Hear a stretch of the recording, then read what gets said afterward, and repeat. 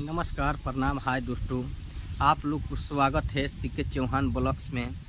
हम अभी गाना गाने जा रहे हैं उस मुद्दा पे जो मनीष भैया का जेल हुआ था, जेल से बाहर आए हैं, तो उसी का जवाब में हम गाना गा रहे हैं। आप लोग सुनिए।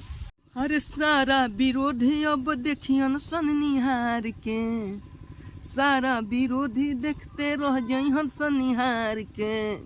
आ मनीष भैया सीएम अब की बनिए हो बिहार के, मनीष भैया सीएम अब की बनिए हो बिहार के। अंतरा बा, लास्ट पहला अंतरा बा, सुनी लो। अब की मनीष भैया के मिलतावे टिकट, सारा विरोधियन के भइल बावे दिक्कत।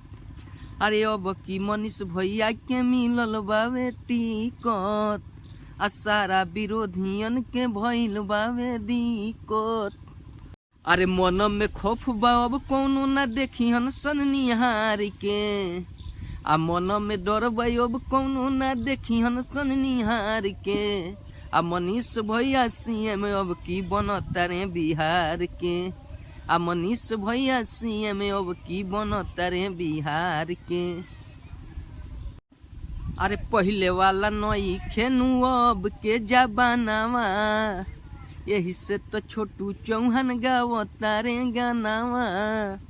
अरे पहले वाला नइखे, अरे पहले वाला नइखे हो अब नु जबानावा, यही से तो छोटू चौहान गावता रे गानावा।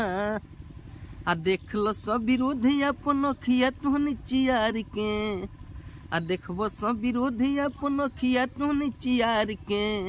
आ मनीष भैया सीएम अब की बनता रे बिहार के, आ मनीष भैया सीएम अब की बनता रे बिहार के। आओ तेहू देख ले निहार के, आओ आओ देख ले, आओ चलो।